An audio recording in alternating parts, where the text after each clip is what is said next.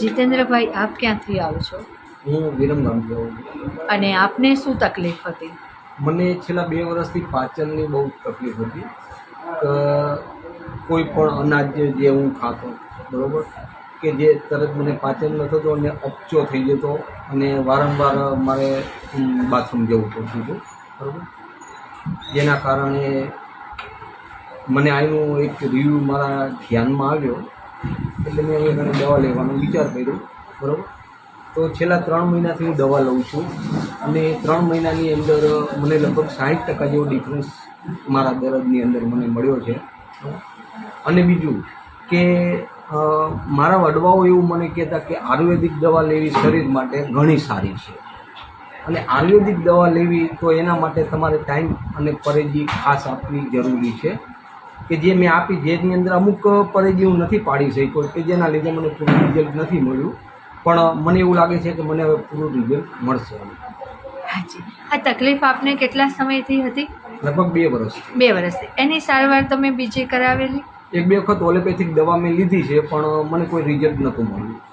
બરાબર. ત્યાં આપને શું કહેવામાં આવતું?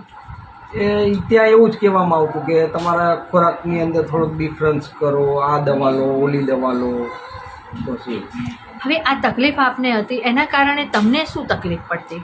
મને તકલીફ એ પડતી કે આમ મને શરીરની અંદર કમજોરી જેવું મહેસૂસ થતું, ક્યારેક રાત્રે સૂવાનો પણ પ્રોબ્લેમ રહેતો, બરાબર, માથું દુખવાનો પ્રોબ્લેમ રહેતો, અને થોડુંક પણ કામ કરવું એટલે એમ લાગે કે બહુ થાક લાગી ગયો છે, એવા પ્રોબ્લેમ.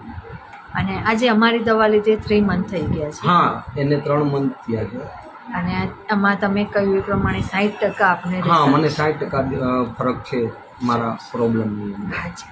અમૃતાલય વિશે તમે લોકોને શું સંદેશ આપશો? હું અમૃતાલય વિશે દરેક વ્યક્તિને એક જ સંદેશ આપવા માગું છું કે દરેક વ્યક્તિ આયુર્વેદિક દવાની ઉપર લઈ અને પોતાનું કોઈ પણ જે શારીરિક તકલીફ હોય, બરાબર, તો એક વખત અમૃતાલયની મુલાકાત જરૂર લેશો.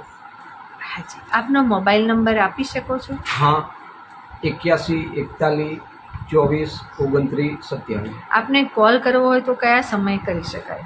એની ટાઈમ ગમે ત્યારે કરી શકે છે. તમારી સાથે કોણ આવે છે? હા, મારા વાઈફ છે.